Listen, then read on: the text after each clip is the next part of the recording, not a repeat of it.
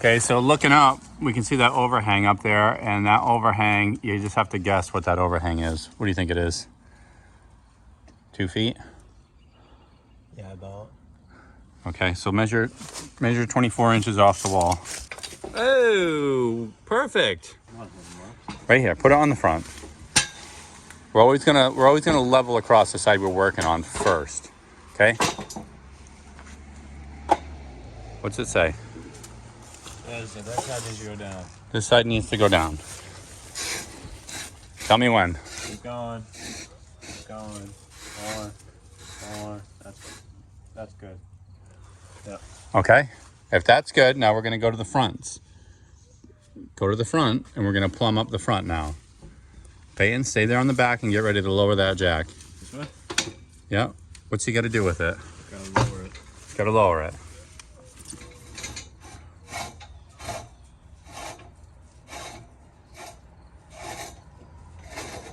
More. Keep going. Hold on. You're in the air there. Don't mess with it. Look, it's in the air. We're off the jack now, so we know something's wrong, right? What's wrong? Don't touch anything. What's wrong? Just tell me. It's up? I know it's up. Why? Because that side right there is holding it up. That side's too high. So let's start plumbing this side here, and we'll come back to that one. Okay? So what's that side got to do, Landon? Does it have to go down here? Down, yeah. All right. So we'll go down on this one. Go ahead. Go down until he tells you, and we'll see what happens on this one. It starts to settle down, right?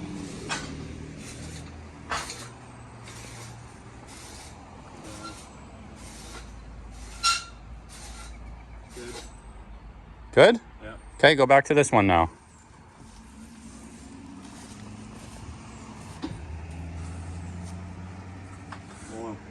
More what? Down. Good. Up a little bit. A little more. Good. Look, so we don't know where that overhang is. We're just guessing, right? So now, if you just take your eyeball and you run it straight with this piece of staging and look up, you can eyeball it straight up to see if we have a gap there, if we have room to get by. So get low, sight straight up that pole. Yeah, looks like we'll get by. Okay, perfect. So what's gonna happen? This way's gotta go back over here. Yeah, so let's go to 105. Well, oh my God, you just moved it like crazy. Go back the other way a little. 105. Okay, and then go back to this side. 105. Okay, doesn't have to be perfect. It's just got to be close. Now for this part, you just throw safety out the window. For this part, you need the competent person. Okay, we can't tie off right now because there's nothing to tie off to. So what you need is a competent person to be able to set this scaffolding up. What we need now is a competent person. Just one competent person. Look, you got one end on. The other end ain't gonna go on, right? Don't crush my fingers. Look, that's what happens with the walkthroughs. These things are pieces of junk. They get all bent up over the years. That's why I don't use them much.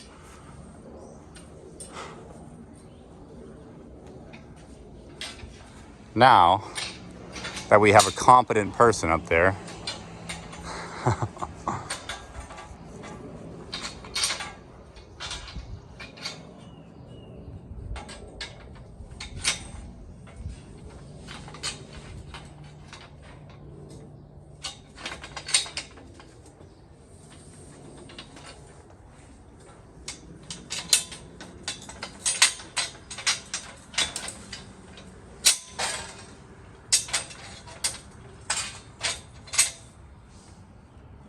nicely done, Peyton. Huh? I'll toss these ones up to you if you go up there now. Are you getting nervous? No.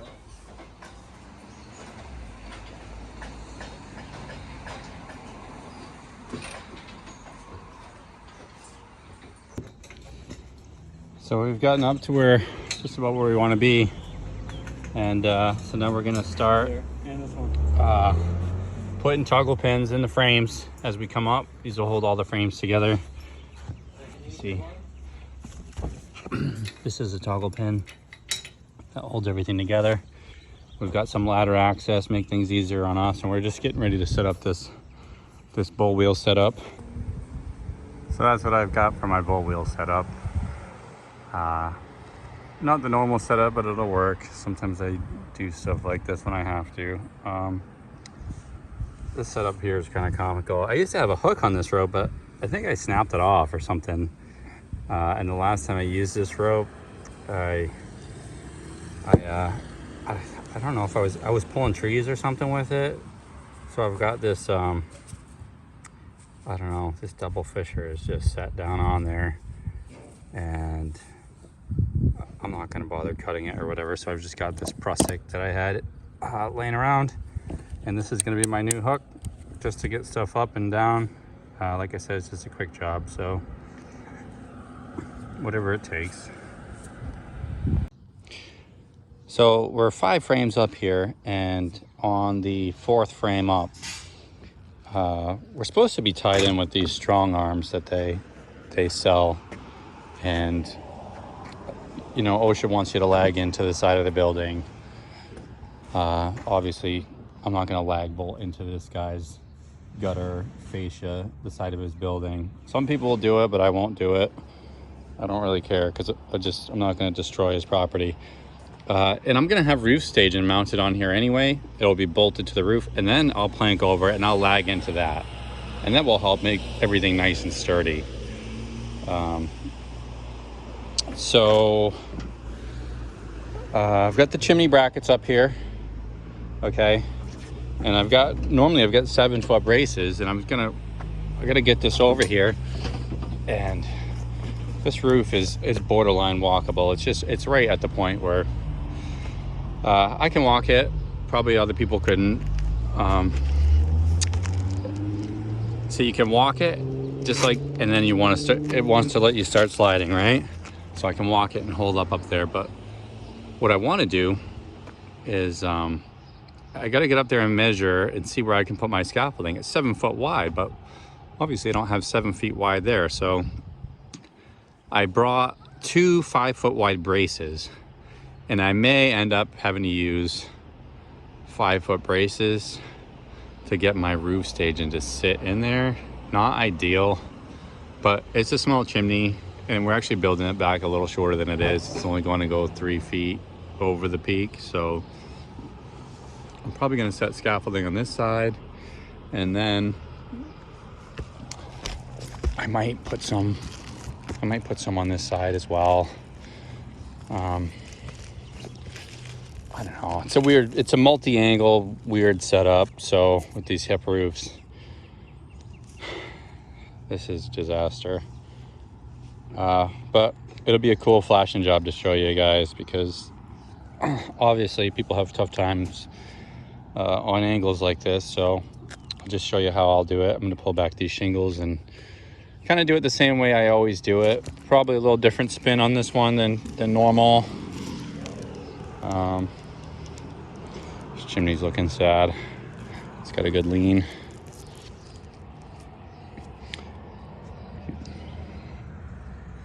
There's actually some flues down here. They stopped the flues short. I don't know why, but I got to put about 3 flues in here to get up to height. You can see what happens with the inside of these old chimneys, right? Can't really see the mortar joints are all gone. When you start seeing problems with the inside of these, or on the outside of these old chimneys, you know that the problems inside are a lot worse. They just get eaten up on the outside, and sometimes people will come up here and patch the outside and do repointing, but the inside, I mean, the inside is just gone. That boiler has been eating at that stuff. You know, it's got that acid in there, and the moisture content it's putting out, and the freeze thaw on the inside of this. You know, that's why we put flues in the chimneys to protect them, or stainless liners to protect them. If they don't have that, that mortar is going to get eaten up. All right, So I gotta figure out how to set this scaffolding. Get my tape measure and see what I can do.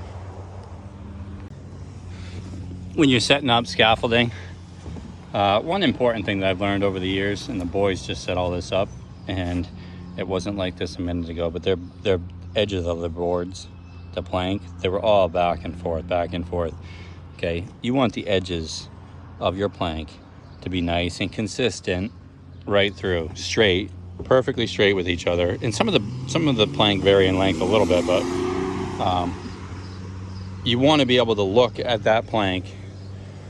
Well, so you want it to be like that, so your subconscious will pick up. If there's an issue with these plank when I come up, I'll see it right away. My subconscious will see it. Okay, so when I'm setting up staging, roof staging for a chimney like this, the first thing I start with is, I don't want to put my roof staging right up to it because I want room to work. So I usually put my outriggers or my side arms out the front. The side arms are those are side arms here. Look at here. These are the side arms. SA21s is what I use. Some people call them outriggers. Some people call them whatever. They are called side arms. So the side arms are 21 inches. And I want to usually make sure that I can use it so I can jump up the scaffolding as I go. If I put the staging right up to it, I won't have room to work. So usually that ends up, depends on how steep the roof is. This one's pretty steep, so I usually go 5 courses of shingles down. So 1, 2, 3, 4, 5, and that's where my scaffolding will go under these tabs on this row, and that will give me enough room to put my side arms in here. The problem on this one is the measurement this way. I don't have, I usually use 7-foot braces and 8-foot plank. I don't have room here because 7 feet is too wide. So I'm probably gonna have to use 5-foot braces with a smaller setup. I just wanna mention that this pitch hopper is awesome. Look at this pitch hopper. Freaking pitch hopper does it again. Look, like, I've got these planks on outriggers coming out, and now I can just get out here and feel safe and get 2 guys on this. Because the pitch hopper made it possible, you know? Freaking pitch hopper strikes again. Get wrecked. If you have an ounce of pride in your body, for the love of God, do not ever do overlay. God, this is disgusting. I don't know why anybody would do this. I'm sure it saves a little bit of time and a couple bucks, but man, this is just gross. I hate dealing with overlay. It's like now I gotta try to make this right after someone just totally screwed it up. Good way to take half the life out of your shingle too. You know, they're not gonna last near as long if you overlay them. Okay, so I got my chimney bracket set up here, and this is how I normally would set them up. I put them under the shingle, and then I put a GRK through it like that. Obviously, you want to stay away from the edge here. Usually I'm going under architectural that don't hardly see 3 tabs anymore. Almost everything's architectural, but yeah, I'm gonna put 1 lag in it for now. And this is an old roof, so I got good wood first try, which is a good thing.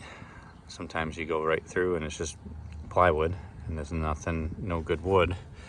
Okay, so now I gotta measure over. I'm only got a 5-foot brace here, so I wanna be to the center of this bottle when I measure it. And so my brace is 5 foot, so I gotta be 5 foot on center. So if you can see, I'll hook it here, and then 1 inch is the center of that pipe. So I'll go 61 inches, and that will put me right on the center of where the next one's gonna go. And I'll just mark it on the shingle, and I'll put a little Sharpie mark on the shingle right where I got to do it. And then I'll lift the shingle with my trusty roofing bar. I'll be gentle with it, and I'll lift it up and then put a lag in it. Okay, so I've got 1 lag in each one of these. I've got a 5-foot wide setup and a 5-foot wide brace ready to go. The first thing to do is open these up.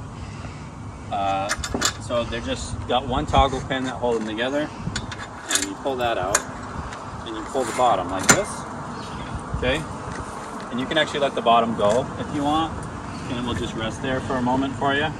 well, you pull the top out like this, okay? And then I hold on to this like this, bring this together, and then you want to eyeball level off or something. I don't have a level up here right now, but what you can do sometimes is just sit back a little bit and eyeball it off like a, if you have another roof next to you or something and get it close, you can always come back and put a level on it after. So they've got all these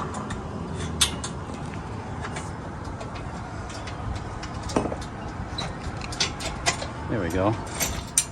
They've got all these holes pre-drilled in here, and they think that they work for every pitch. I've argued with one of the guys that used to work at Vanguard where they make these.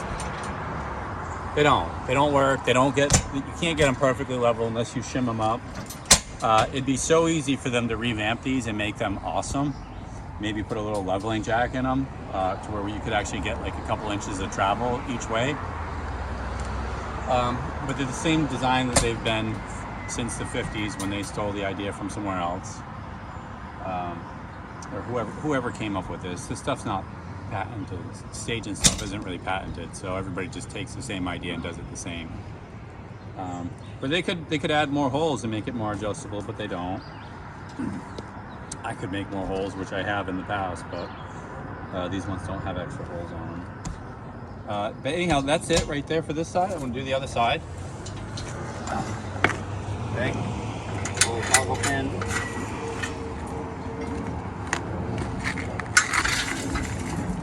Make sure I'm at the same height as that one so I can count the holes down. Right, so I know that right here.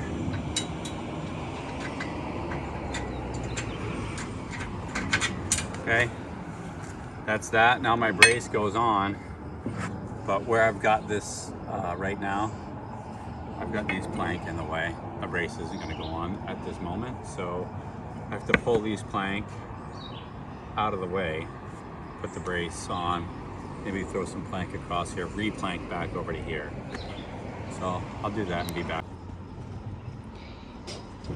Okay, got 2 GRKs in each one now, and got these some GRKs in the plank that go over here. I'm going to GRK the other side. We'll take the wobble out of the staging over there, and just we're going to plank across here, and then we'll have a decent setup.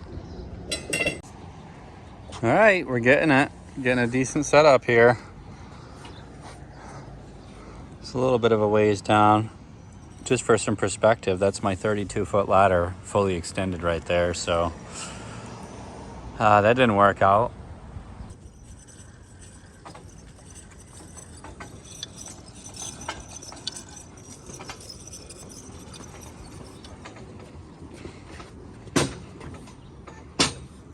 Wait, hold it.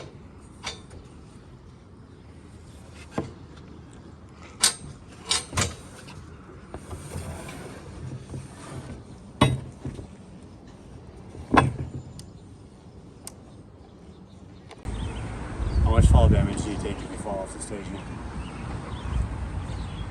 Probably 180. 180? Dude. You got my reboot card for me?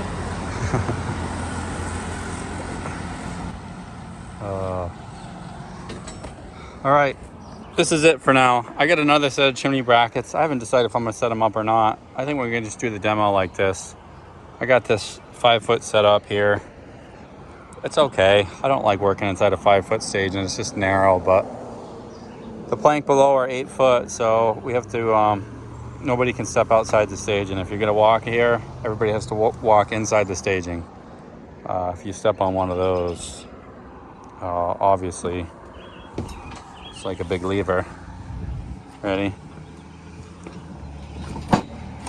If you step outside, that's what happens. So I could cut these plank down, but then I'll wreck them all and I'll never use them again. So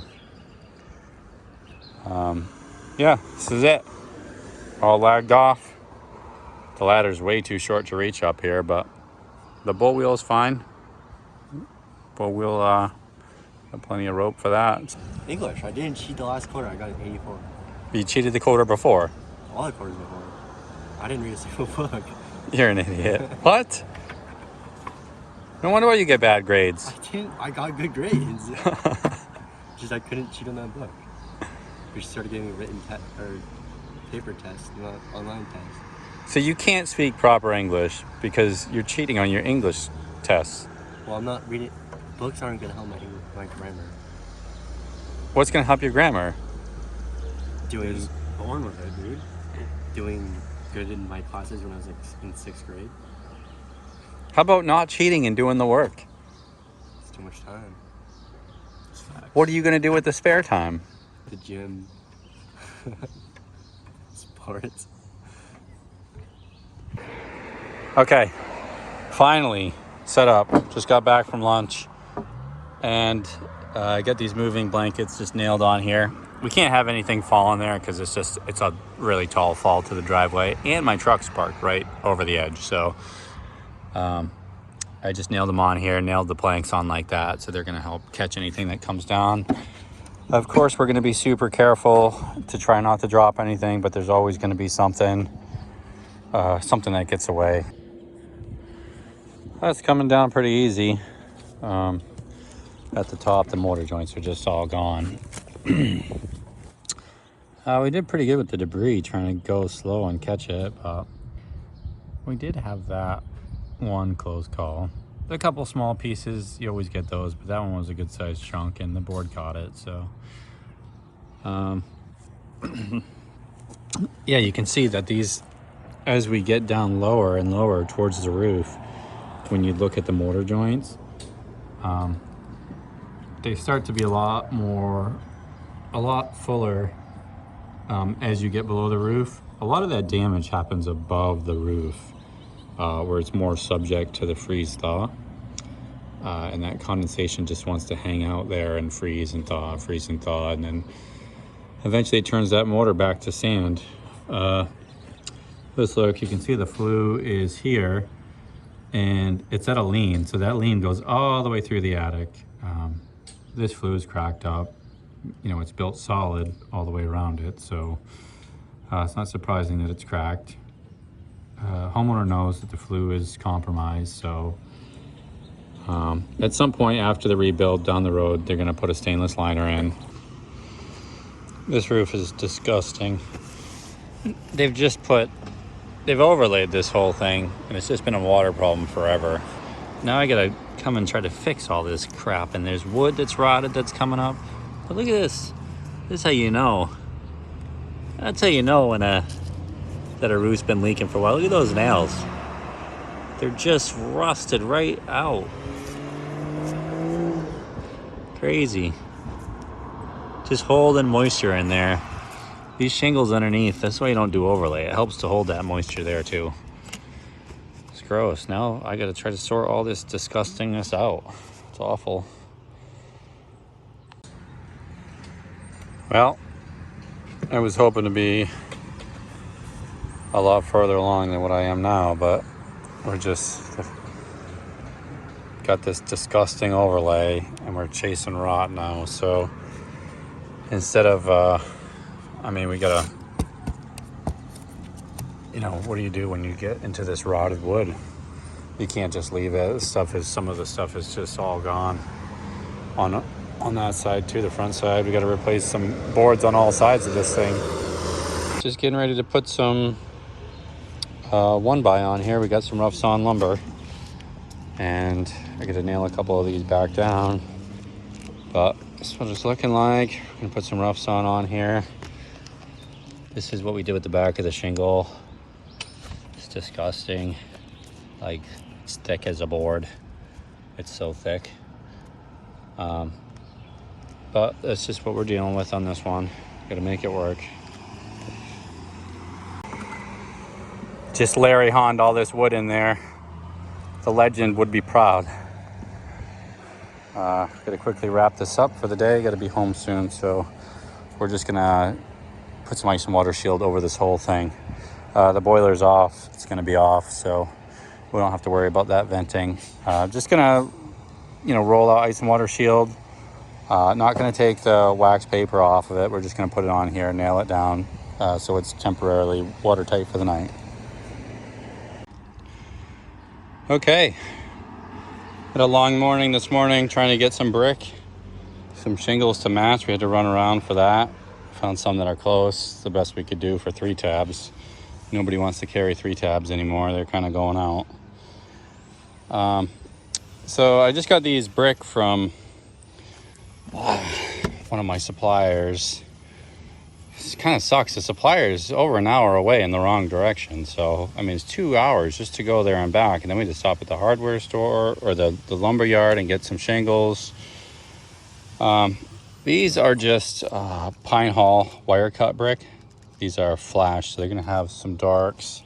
Well, they're not perfectly red. They'll have a little bit of darker kind of tint to some of the brick. There you go. Some darker ones, red ones.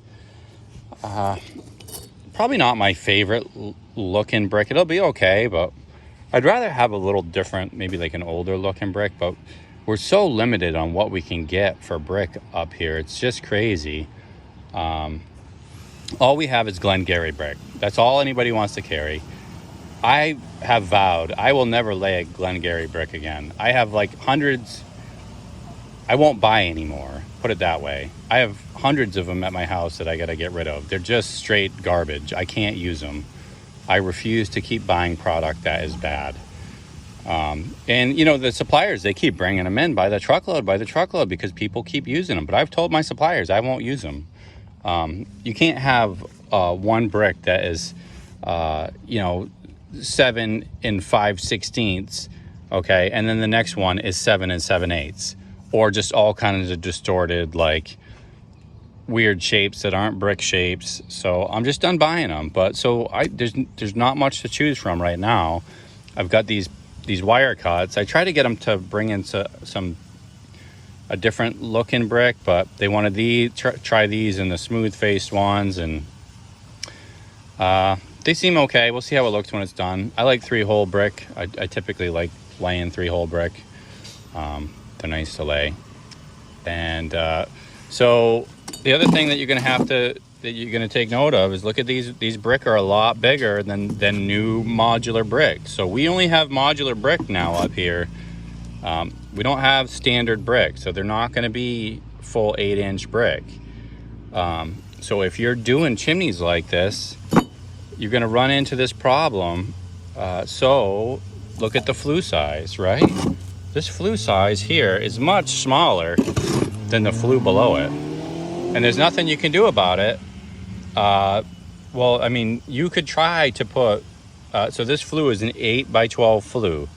It's just for a boiler in the basement that goes into it with a 6-inch round pipe. So size doesn't really matter here. It's a little bit big for the boiler anyway. But this is a 9x13 below it, the flue. 9x13, okay? 9x13 is fine if you're using full-size brick, full 8-inch brick, right? And they got it here with full brick, and it's tight. It's actually still too tight. What they did here is too tight. So we have to go, if we're doing modular brick, we have to go with a modular flue. So we're going to transition that flue. The transition is going to kind of suck, but I'm going to taper it best I can and make it smooth.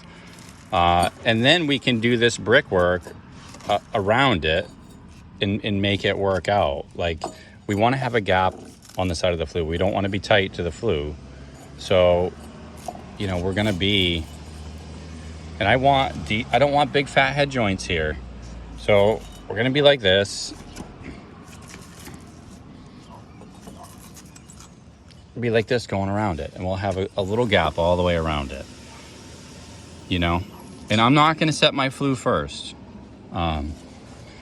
You know, I will do the brickwork first, and I will parge up the brickwork, and then I will set the flue in. I don't want this flue bonded to the back of the brickwork. If I put the flue in first and I plumb it all up and make sure everything's great and go around it, what's going to happen is my mortar's going to switch out the back, and it's going to bond to this flue. You don't want that to happen. You don't want the flue to be able to expand outward and crack these brick. So we're going to need a gap going around it. That's what I'm going to do. So just, you know, when you're doing chimneys like this, take them down below the roof. Don't try to save the last little bit of the flashing or whatever. Take them down below the roof so you can resize with modular brick, modular flues, so it comes out of the roof looking like it wasn't an accident. You could do it. So if you wanted to continue up with the, you know, the 7 by, or sorry, if you want to continue up, but with the 9 by 13 flues, this is what it would look like. Okay, those are your motor joints right there. Obviously, that's not acceptable. So what people will do sometimes is they'll do this, right? And they'll just put pieces in there, and they'll do that the whole way around it. Every side of this is going to have cuts, so that's what it'll look like. It looks terrible. I don't do it. Okay, one more course and then it's lunchtime.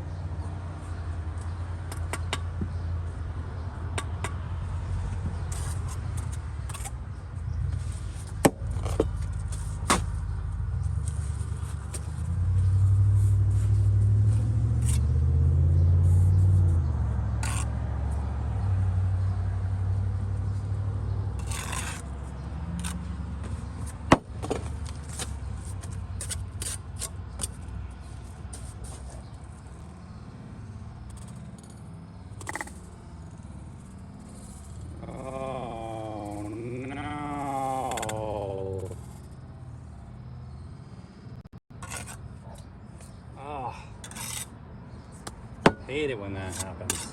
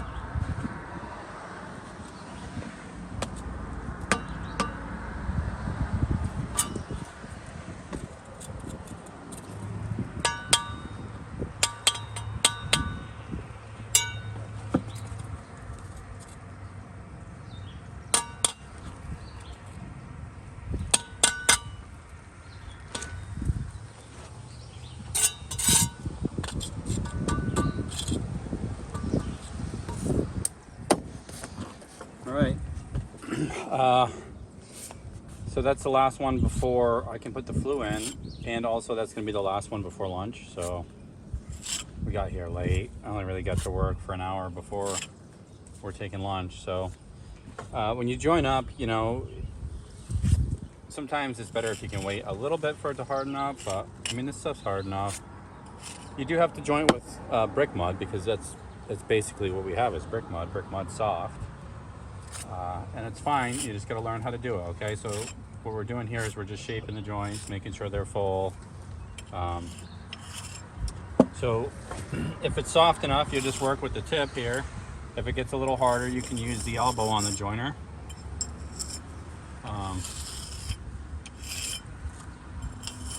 And you always work in from the corners.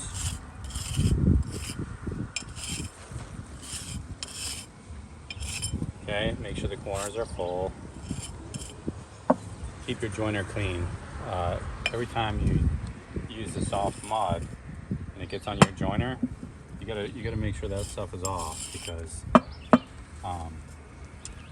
then you'll start smearing it everywhere. You don't want to smear it.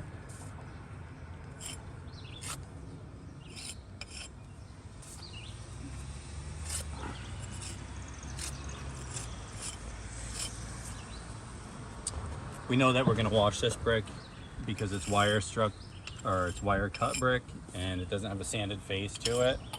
So it's kind of hard to keep them clean. So you already know that you're going to wash it when you're done, which is no big deal. Washing it will only take, 15 minutes to rinse it and give it a good wash.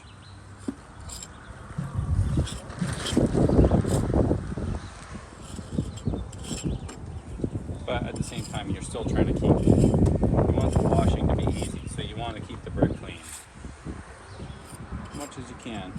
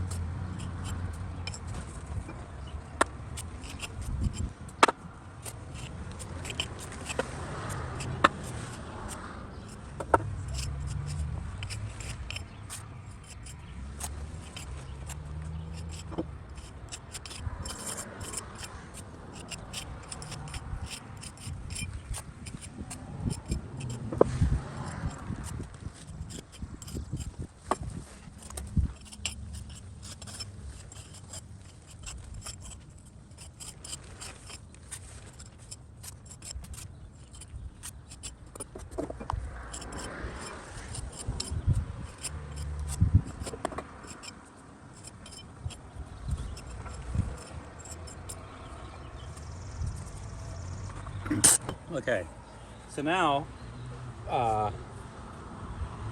sometimes you can't wait to do the brushing and stuff, but like all these little burrs on here, it builds up little burrs. And afterwards we'll brush them off. Sometimes you can't wait to do that, but right now we have the time and we can wait to do that.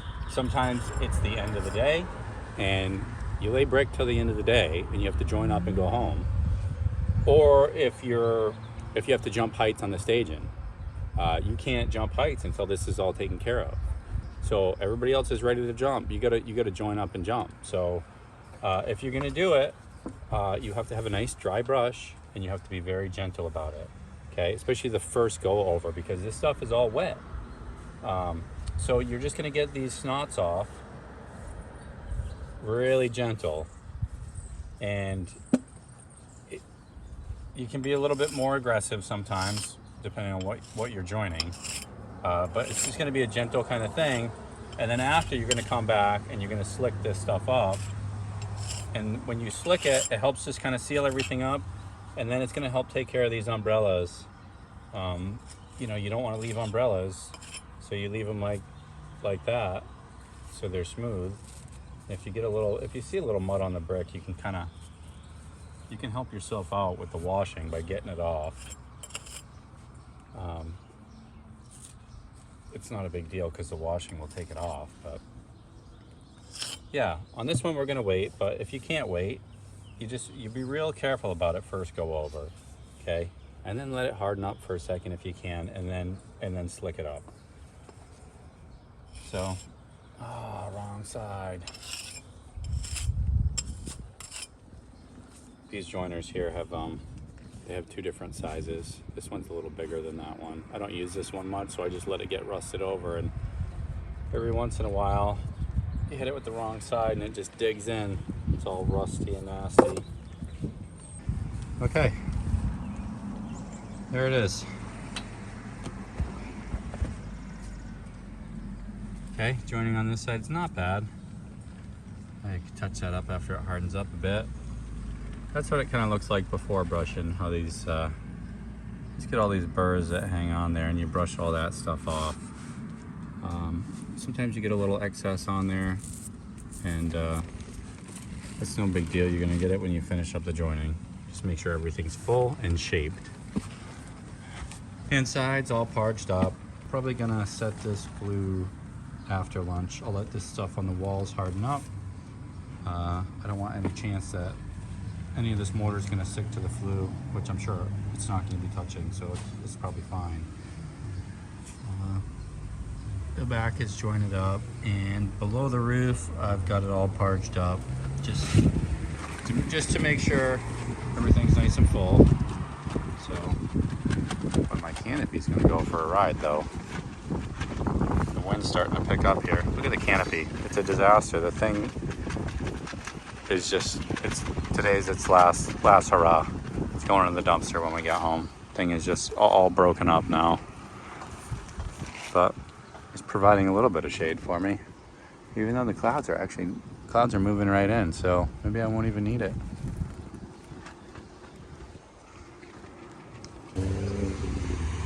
Okay, end of the day. We didn't get as much done as we were hoping today because we got a late start with trying to find material. Peyton, what are you doing? You know this is on camera, dude. Dude, don't play with it. Just smooth it out. Look at this. Oh my word, look at this mess. Just put a little bit on. Look, a little bit. You can clean it up. Throw it in the corners. Well, this side's inside. Okay, make sure it goes on clean. So yeah, it's Friday. We're leaving it for the weekend. And we just got to make sure everything's watertight. Obviously, it's going to be way better than it was leaking like it was every night. Just got to come along here. We missed this with the first row of ice and water, so we're going to have to silicone these nail holes and over the top of those nails.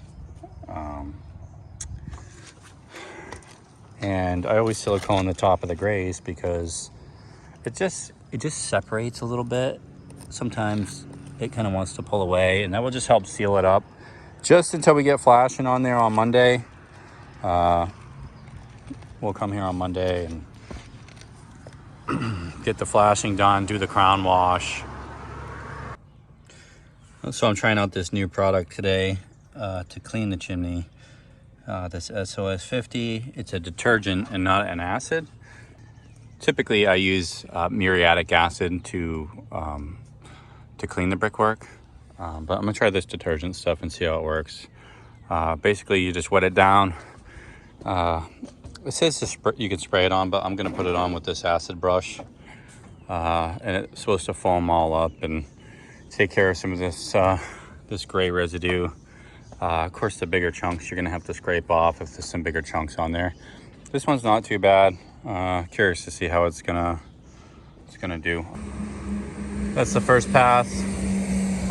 Just got it all scrubbed on. You can see it bubbles all up like this. Gonna let that sit for a couple minutes, and then I'm gonna hit it again. I'll start hitting some of these spots if I see any chunks. Just go along with my trowel right now and just kind of take some of the bigger chunks off if I see any. And like I said, a couple minutes I'll scrub it again. You know, it was pretty clean before we started, but there's some spots, and had I used muriatic acid, I think the acid would have just would have done more work here. That, I don't know, it frothed up and foamed up. I don't know that it really did too much. I was scrubbing it with that brush, and I don't know. That bottle there was $20 something, and a bottle of muriatic acid is like 7 maybe. And I think if I just got did it the old-fashioned way with muriatic acid, soaked the brick down, hit it with the acid, it would have taken some of this, you know, there's just some spots here that are still on that the acid would have broken down. So I'll just have to come back and rub these spots up, hit it with the hose, get those spots off. I don't know. Tried a new product. I don't know that I'd use it again. I don't know what it is. You decide to try a new product and you're like, oh, I wonder if this detergent works.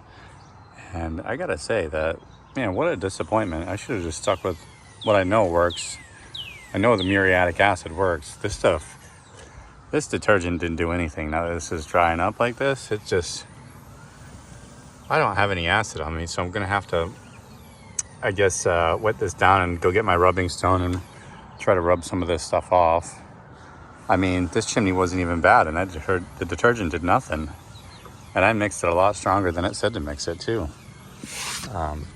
Anyhow, so I'm planning out the flashing here, and always before I start cutting, I just take my Sharpie and I mark everything up, how I'm gonna cut, go around the whole thing. That way, when I get there with the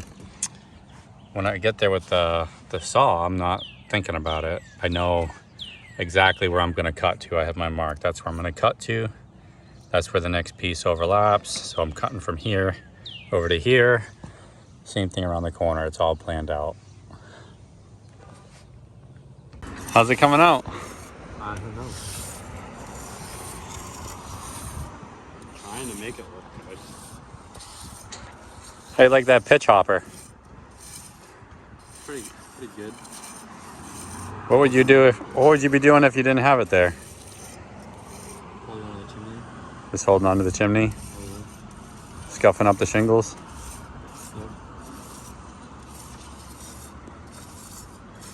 What are you guys doing though? It looks like you're petting a dog. Yeah, that's the technique that we were told how to do. Short little strokes? Yeah, you gotta be careful of them. See, that looks good.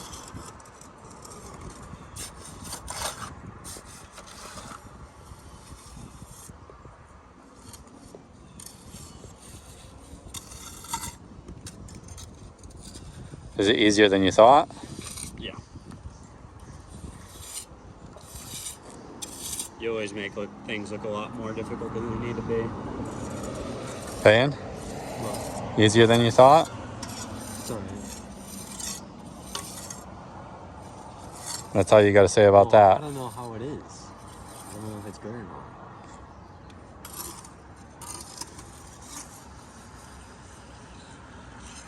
You don't have eyes? I don't know what to look like. He's just throwing it on lunch lady style. What are you doing? Looks like you're getting served up in Chipotle here. Slopping it on.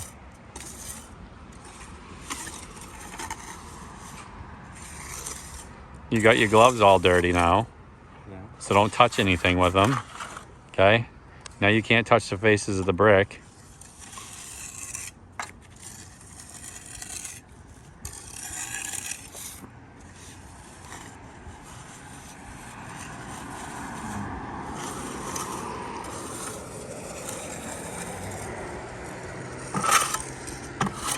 It's important to keep the trowel clean. Yeah.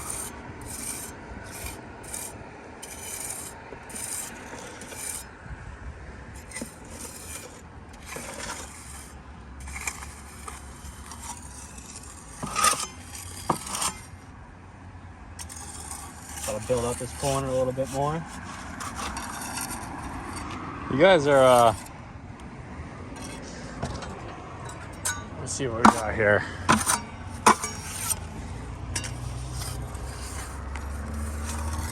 Okay, look.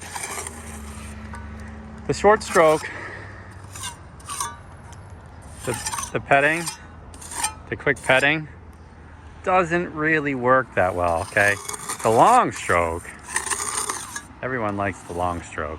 Look, okay? Look, when I do it, I don't do this. I actually come down. Look, I come down and it pulls it to the edge of the brick. Yeah. Now look, when I do this, when I come across the top, I'm always like working inward, kind of, you know? Well, you were telling us to do it with short strokes so you could show the viewers how to do it correctly. Well, so when you pull it straight, sometimes it doesn't, sometimes you have to pull it at a little angle, because look at Peyton's edge here. Okay, Peyton, you're not getting it to your edge, so. I didn't really work that edge at Oh, all. okay, but pull it down to your edge, okay? Oh yeah, that actually looks a lot better. And then when you get up here,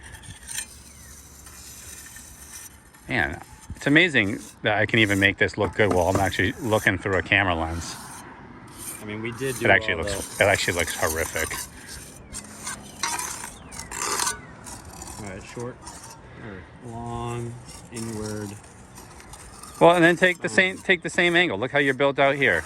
Okay, it's the same down there. Look, hold your trowel at the same angle. Okay. So now I can look and be like, wow, this corner is really high here. Is it? Compared to the rest. So flatten that out.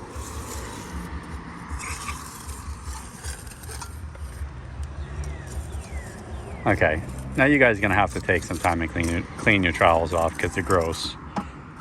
Think you guys could do this for a living? Absolutely. Probably. Figure it out. LP. Masonry. What would your name be first? Why would Peyton work with you? Because I'd give him an extra 25 cents an hour.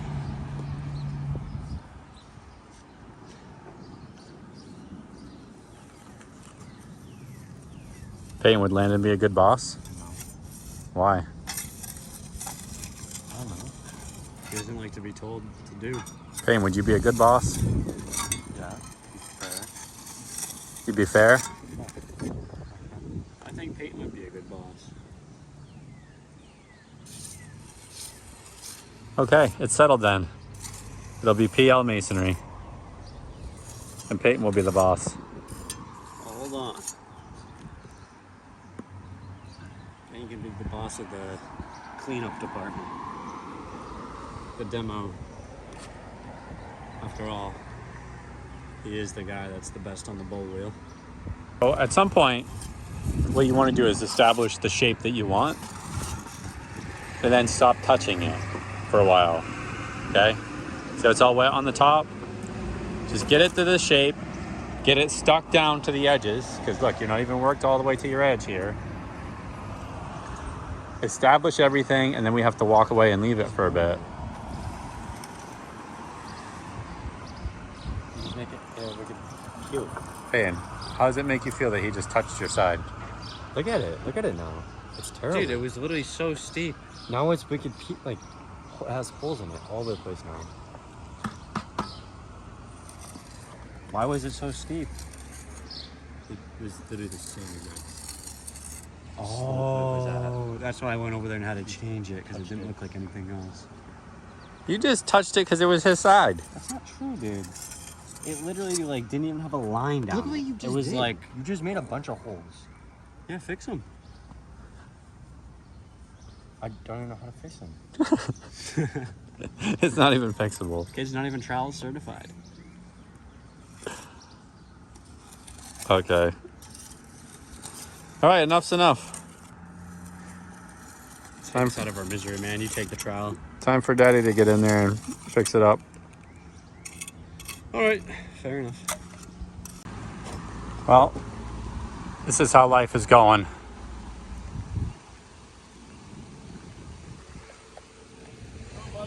It's rained. We're about to get torrentially downpoured on. We had to take off earlier because we just got poured on. So good news is no water is getting in as we're working because we got this ice and water shield on here. So it's pretty well watertight. We're just obviously got to protect the crown wash. It's pretty much set up already, but I mean, we're almost done, and it's just been one of those years, you know. We just can't win with the water. It's been brutal. Rains, every day is a chance of rain. And today it just happens where it downpoured on us. We got soaked earlier, dried up with some sun, and now it's coming back again. We're gonna get another inch here. It's gonna come in quick. We're gonna get an inch of rain, so I don't even know if we're gonna get a chance to finish this.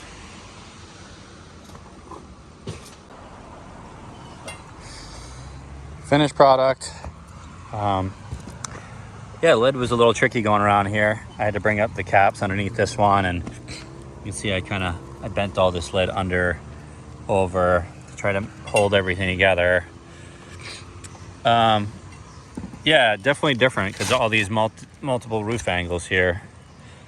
But all in all, I got one more nail to silicone before it gets raining here. I did have to put some nails through, for the hip and ridge, and it went through my lead there, which I'm not happy about, but I gotta fix some of this stuff so it's bent up on there a little better. But yeah, I mean, I'm not a roofer, so I gotta think about this hip and ridge stuff and try to get everything. I did have to face nail it in a couple spots, which they had when I came to remove it. Came through here a little funny, but I think that's kind of how they had it. I don't know. I did the best I could there. I'm sure a roofer could do a little better job than that. I know it's watertight for sure.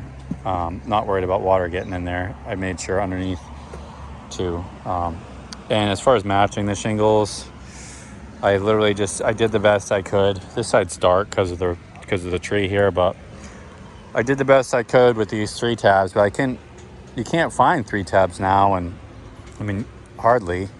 And also these tabs are quite a bit bigger than the tabs on those, so lining them up perfectly was not easy. You can't really line them up perfect because I think these tabs are I want to say they're like 1.5 inches or 2 inches bigger than the previous ones. So, but anyhow, I got my bond brake all sealed up, and now we're taking staging down. It's raining again today. We got rained out yesterday. It freaking poured on us. Torrential rain. And this didn't leak at all. So here's the other bad thing about the 3 tabs. You got these tabs that line right up with the edge, but it doesn't matter so much here because I've got plenty of coverage under there with the lead. So, but yeah, I mean, obviously if it was architecturals, it'd be a lot better. I gotta get this going because it's starting to rain on us. So that's it.